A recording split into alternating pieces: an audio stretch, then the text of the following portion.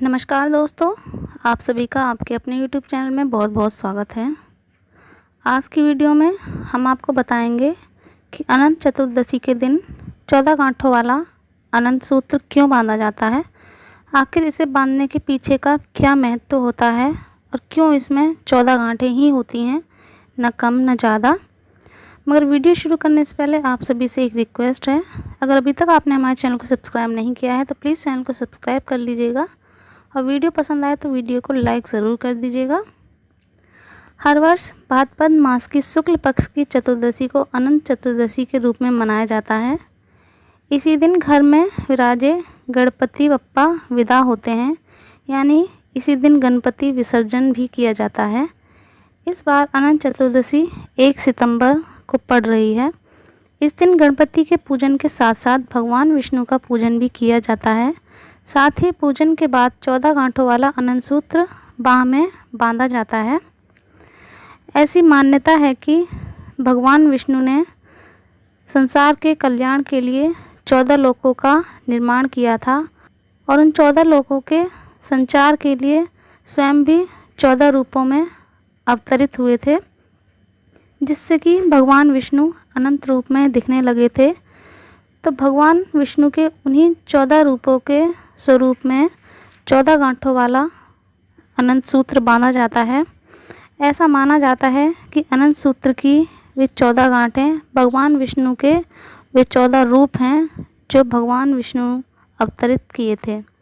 तो इसी वजह से अनंत सूत्र में 14 गांठें लगाई जाती हैं भगवान विष्णु के 14 स्वरूपों के रूप में। अनंत चतुर्दशी के दिन शयन कर रहे भगवान विष्णु का पूजन किया जाता है। घर में ऐसी प्रतिमा या तस्वीर रखी जाती है जिसमें भगवान विष्णु लेटे हुए हों।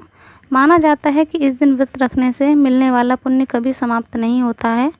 इस व्रत से सभी संकटों से मुक्ति मिल जाती है। मान्यता है कि जब पांडव जुए में अपना सब कुछ हार कर वन में भटक रहे थे, तब भगवान श्री कृष्ण ने उन्हें अनंत चतुर्दशी का व्रत रखने की सलाह दी थी। उन्होंने पूरे विधि विधान से ये व्रत किया और अनंत सूत्र बांधा था। इसके बाद उनके सभी संकट समाप्त हो गए थे। अनंत सूत्र को पूजन के बाद बांधा जाता है। कहा जाता है कि अनंत सूत्र धारण करने से हर तरह की मुसीबतों से रक्षा होती है, साथ ही साधकों का कल्याण होता है। पुरुष इसे दाहिनी बाह में व महिलाएं बाईं बाह में बांधती हैं। आइए जानते हैं कि किस तरह से अनंत सूत्र को बांधा जाता है। सुबह स्नान करके व्रत का संकल्प करें, फिर पूजा के स्थान पर कलश स्थापित करें। कलश पर शेषनाग की सैया पर लेटे भगवान विष्णु की मूर्ति या तस्वीर को रखें। उनके समक्ष 14 गांठों से युक्त अनंत सूत्र रखें। इसके बाद ओम अनंताय नमः मंत्र से भगवान विष्णु और अनंत सूत्र की षोडशोपचार विधि से पूजा करें। पूजन के बाद अनंत सूत्र को मंत्र पढ़कर पुरुष अपने दाहिने हाथ और स्त्री अपने बाएं हाथ में बांध लें। तो आइए जानते हैं कि अनंत क्यों बांधते हैं और इसका क्या महत्व होता है।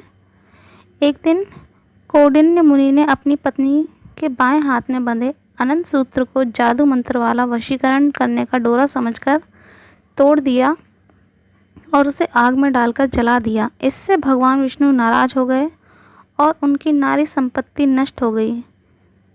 दीनहीन स्थिति में जीवन यापन करने में विवश हो जाने पर कौंडिन्य ऋषि ने अपने अपराध का प्रायश्चित करने का निर्णय लिया। वे अनंत भगवान से क्षमा मांगने हेतु वन में चले गए। उन्हें रास्ते में जो मिलता वे उससे अनंत देव का पता पूछते जाते थे। बहुत खोजने पर भी कौंडिन्य मुनि को जब अनंत भगवान का साक्षात्कार नहीं हुआ, तब वे निराश होकर प्राण त्यागने को उद्यत हुए। तभी एक वृद्ध ब्राह्मण ने आकर उन्हें आत्महत्या करने से रोक दिया और एक गुफा में ले जाकर चतुर्भुज अनंत देव का दर्शन कराया।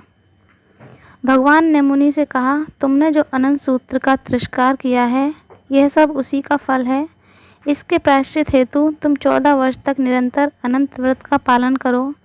कौंडिन्य मुनि ने भगवान के कहे अनुसार 14 वर्ष तक अनंत व्रत का नियम पूर्वक पालन किया और खोई हुई समृद्धि को पुनः प्राप्त कर लिया।